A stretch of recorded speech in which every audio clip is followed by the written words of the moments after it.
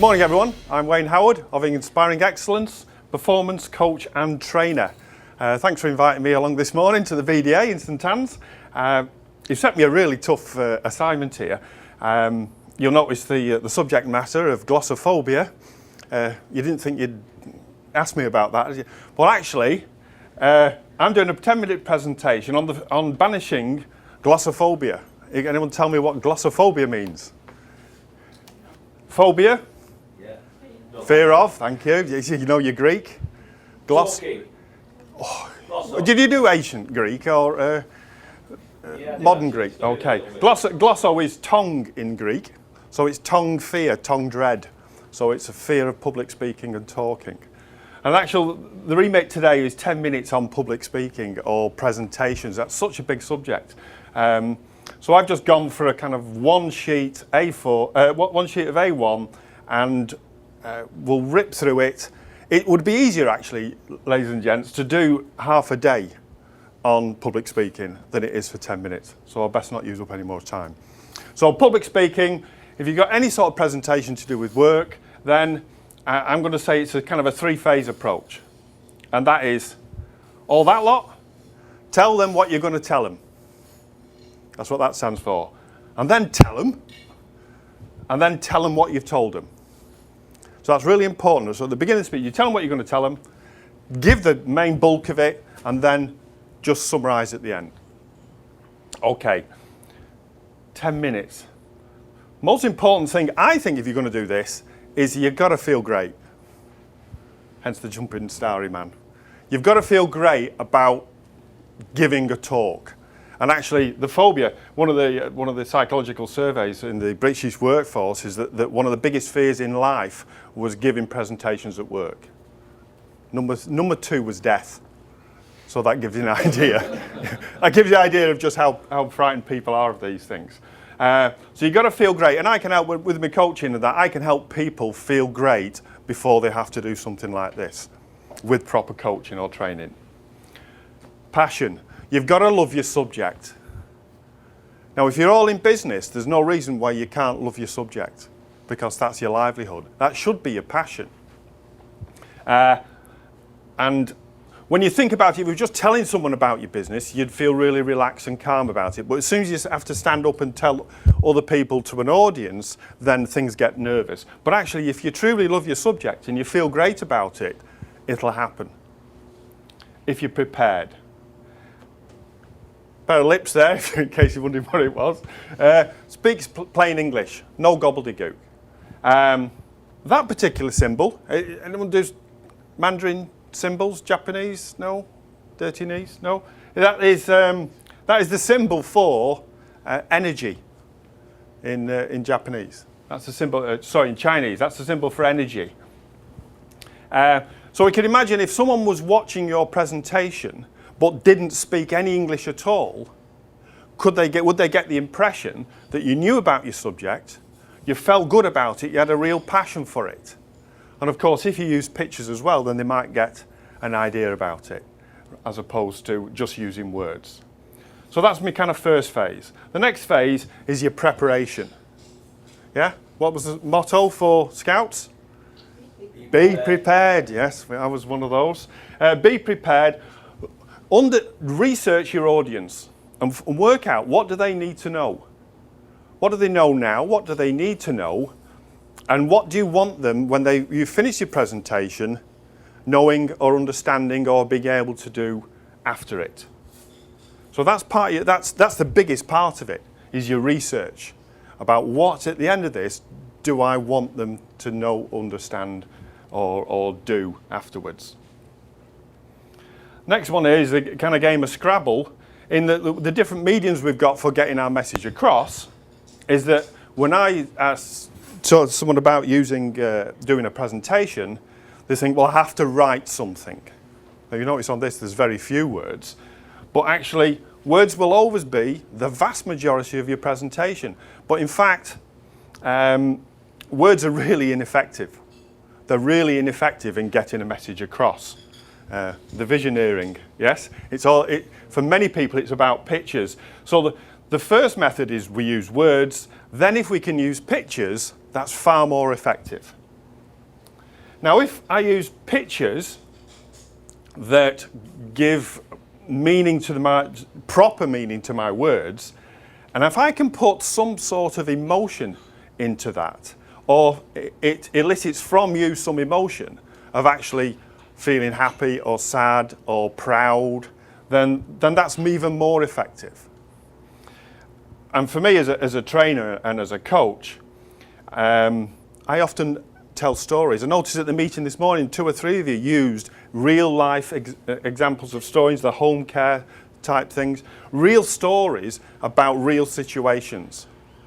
And what your brain does when it hears the story, when I speak the words and your brain thinks of pictures that stirs the emotion because you're telling a good story, then my brain and your brains will pick a frame of reference. So when you're talking about someone who needed home help because they were visually impaired, then you think about that, you're thinking then, your brains will immediately go and think about some vulnerable adult you knew or know, some elderly relative, and do they need care? Because your brain is programmed to pattern match these things. So I use words, pictures, tell stories, and in fact if the stories are really, really good, they're almost fables. So even within your company, you will have fables. Remember how we used to learn as children? Yeah? The last thing how we get on in the world, how we understand the world, even as a toddler, we didn't understand words first, we understand emotions first. And the emotion of a toddler and a mother or a parent. And then we start telling stories and we're looking at picture books. And eventually children get to understand what the words mean. But it's done in reverse. Yet when we naturally do presentations, we start with the words and we work the other way around. So fables and stories are a brilliant way of you winning work, of getting on with companies. I put on there a beware PowerPoint, because I'm sure many of you expected me to do a PowerPoint presentation today. And it's not needed. There's some brilliant methods out there for getting your stories across. And if you're going to do that, then please use pictures. If you're going to use PowerPoint, use lots of pictures that mean something, that stir the emotions. But remember, the PowerPoint is for the audience and not for you. So you don't use your PowerPoint to read off. Yeah? It's there to convey a message for the audience. The PowerPoint isn't for you, it's for the audience. So beware PowerPoint, it is brilliant, and if you can mix up the mediums of PowerPoint, show and tell. Here's a bit of show and tell. That there is what you call a mind map. That's a brilliant way of getting a message across. Tony Bazan, the mind map book, it is tremendous. It kind of mirrors how the brain works, and that's why we do use pictures and colours, and looking for the brain and how it makes connections naturally. Then mind mapping is a great way to deliver something like this, I think anyway. The next part, this is really how the brain works. So we words, pictures, of emotions. Anyone heard the thing, I hear, I forget, I see, I remember, I do, I understand. So they're the 3 things of getting an effective message across. So you tell people and they can forget. You show them. We often in the group have demonstrations. Then you start to understand what the business is all about.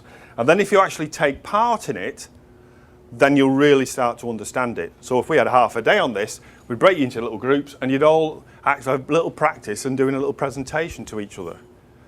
That's the way the learning would actually occur. So I hear, I see, I do. And even the more you can get the do, and we've only got 10 minutes so we don't have time for that today, then you'll start to understand. Anyone know what that symbol means? Dragon? DD? Dragon's Den. Dragon's Den. You notice Dragon's Den don't allow them PowerPoints. They have a 3-minute pitch. Now that's when you're thinking about your business, you really, really have to condense down what your business is all about. Because these guys and gals on Dragon's Den have got 3 minutes to pitch for, say, up to £100,000 for maybe 30, 40, 50% equity in their company.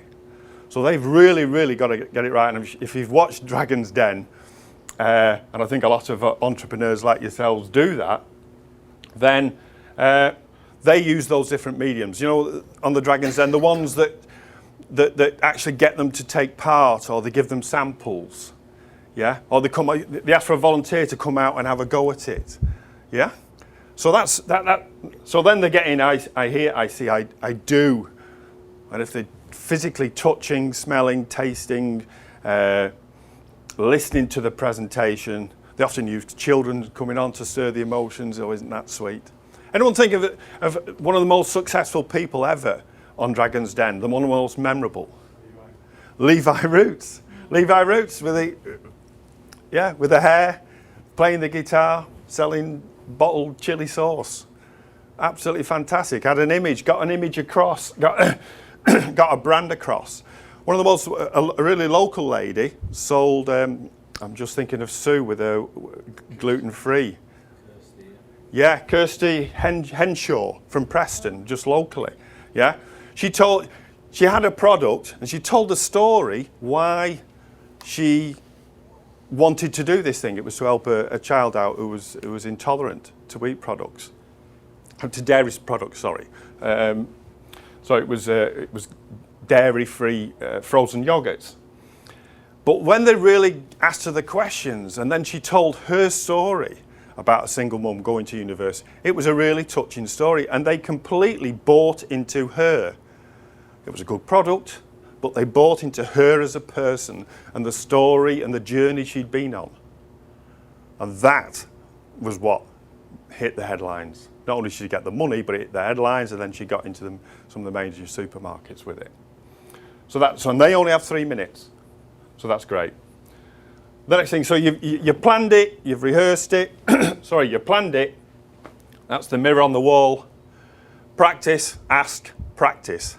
That means you practice, you write it, you plan it, you practice it, you film it, you do it in front of a mirror, you get some friends, maybe not too close friends because they might be kind to you or not,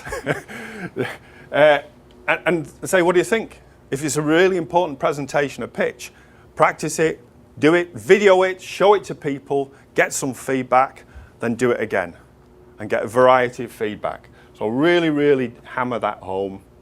Then, when you're ready to go, phobia doesn't exist. When I was in the police for 30 odd years, my biggest fear at work was doing a presentation. Now I do it for a living. So you can banish it if you follow these basic, simple guidelines and practice it and keep going at it. And if you've got enough passion for your subject, you'll be great at it. And when you've finished it, ask for feedback. You know, you may have some little evaluation sheets, but genuinely ask for feedback. Get people, corner them and just say, I know, but what went well? What should I have done better? What worked for you? What didn't work for you? And be honest with it, and hopefully they'll be very constructive. Give you some stuff back, and then it's all learning for the next time. So that's, I don't know how long I've took. That's giving presentations in 10 minutes. And one of the evaluation things is at the end of it, do you get any applause? Oh, brilliant. It's great when it's spontaneous like that. Anyway, thanks very much, and I'll take any questions. What does the Beware PP stand for? Beware PowerPoint. It's used by just about everyone. It's great, and there are other methods available. I think Keynote is one from Apple and stuff like that. I mean, one of the biggest things in business is the use of SlideShare. That is absolutely massive, where people share PowerPoint presentations or slides, and they just bounce around the globe on these things. Beware PowerPoint. If you're going to use it, keep it really simple. Get a theme. Get your fonts consistent from slide to slide. Get your logo consistent from slide to slide. Get your. Are you going to use the whole screen as a picture? Or are you going to keep the picture down and then put your logo? Just keep it really consistent. Don't make it too confusing. It's an old singing, old dancing thing, PowerPoint. These things fly in from everywhere. If you're going to have moving words, then get them pretty consistent, yeah? Or else it's just confusing. It distracts from what the thing's actually going about. So when I do a PowerPoint, I just get all the words to appear, just appear, very simply. And if I want to make a real big emphasis on something, I'll get it to do something unusual. But that's my method, is keeping it really simple and consistent all the way through. And mix up, if you're going to use PowerPoint, maybe mix up with a flip chart and get stuff off the audience and write stuff down, show them things, pass things around. They're great for charts, PowerPoint. You can't get better than charts. Even in Dragon's Den, they use big cards, don't they? They can only use just big cards, which is just simple PowerPoint, but they don't want to use electronic medias. Thanks, good question. Thanks, Jane. Can I ask you, what sort of ratio of time would you allow, if you were doing a 10-minute presentation, how long should it take you to prepare? If I do a day's training, it would take me 4 or 5 days to write it. If I do an hour's presentation, to a day to write it. To do the research, get the pictures I want that actually fit for this. Yeah, I spent 3 days thinking about this. Friday, Saturday, Sunday. I started this last night up till about 11 o'clock because there was so much to cover and I just had to do it in the most simple way. It's great for remembering the speech, this. If you've got to do a public speech, if you put that on a sheet of A4 and put it on the floor and you had the pictures, then all you do is look at the picture, you know, the be prepared, the Scrabble, whatever, the brain. I could just glance at that and I know then, because I've practiced and rehearsed it, what comes next. And then each one, as a mind map would do, each one could have other things. You have another picture for each, just so you don't have to read it. And that's where you use it. So yeah, a lot of time, but it's worth it.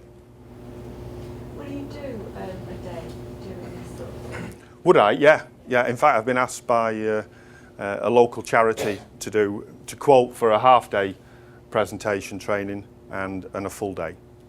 So, yeah. But as soon as you get a half day, you can allow people to have a little practice. On a full day, they'll definitely do some practice. And they maybe start off with a little subject that's not work related. So you're just talking to maybe 2 or 3 people. Got to remember that public speaking, I've met so many people that talk about public speaking and they say, oh, I could never do that. Well, why? Well, I'd just dry up and stop talking. Well, I said, well, you've done well for the last 10 minutes talking about your business. So just imagine that it's about me having a conversation with you, Jane, about your business. And you do great talking about it. So you just imagine we were both stood up. Or just imagine you were stood up and I was sat down. Would you feel comfortable with that? Well, I bet you would, yeah? If you're just one-on-one and you were stood up and I was sat down, you'd be able to talk about your business. And when you're talking to a group, how many people can you make eye contact with at once? Because that's good, isn't it? Making eye contact with the audience. So how many people can you make eye contact with at once? 1. So all I'm doing is having a series of conversations with different people in turn. That's public speaking. You recommend that eye contact with Yeah. the individuals? Yeah. Because what they'll tend to do, if like you're just doing now, is I'll look at you and I tell the point, you'll nod. Or you'll give me some encouragement, especially if it's it's a good smiler at the back there. We've got a good smiler. Yeah? Thanks very much. Pleasure. I didn't even have to ask for the second one. That's great.